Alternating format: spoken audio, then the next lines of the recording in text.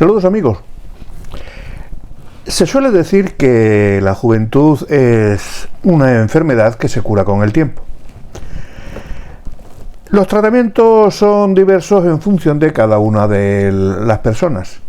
Ese tratamiento a unos les empieza más tarde y a otros les empieza un poquito más temprano.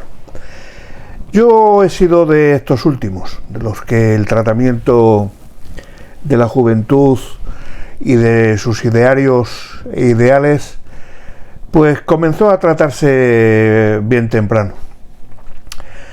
Mi primera píldora curificante, por llamarlo de alguna manera, fue un cigarrillo Rex.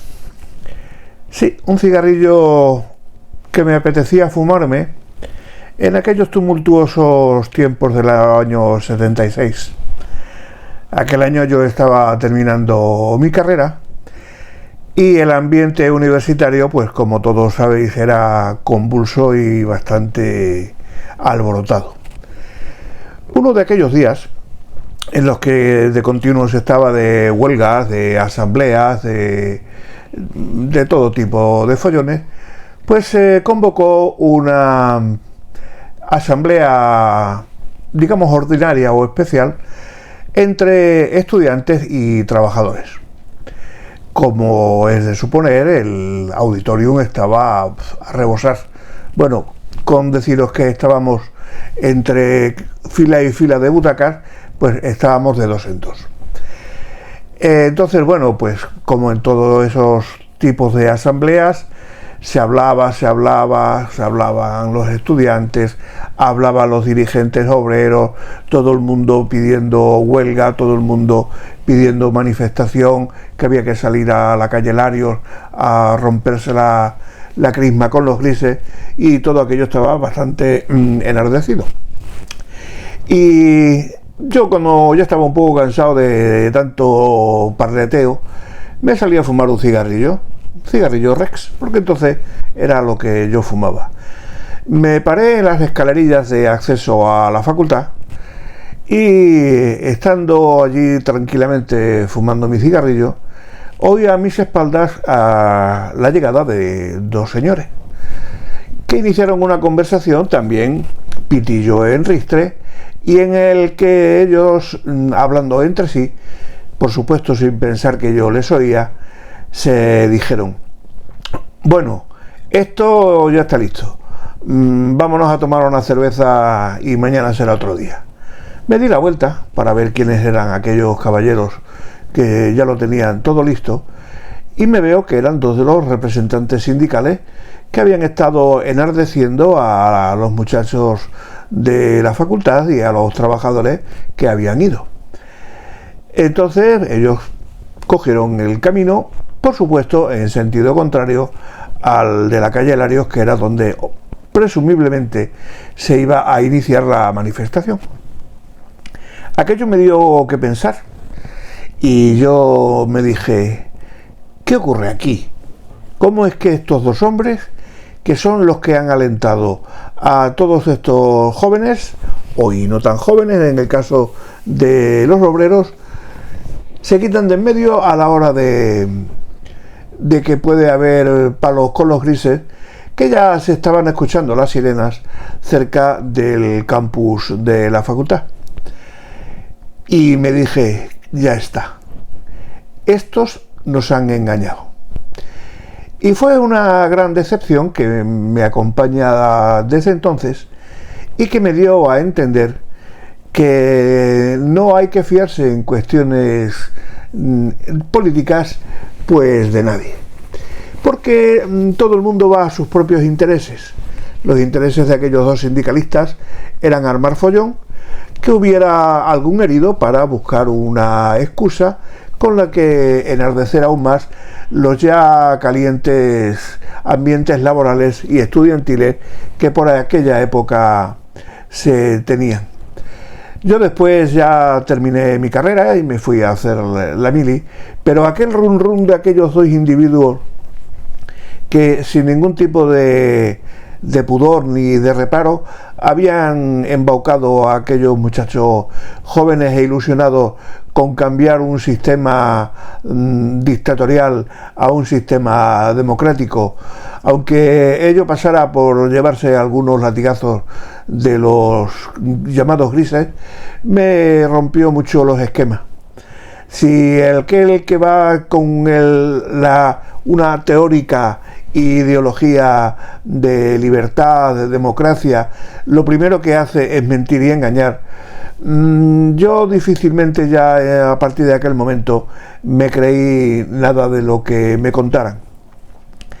Con el paso del tiempo, ya, bueno, pues empezó mi vida más o menos normal, y me refiero normal en el sentido de que, liberado ya de las cuestiones y obligaciones con la patria, me busqué mi trabajo y al poco me casé. Hubo un tiempo en lo que aquel recuerdo pues se fue un poco amainando con lo que pasaba en el país.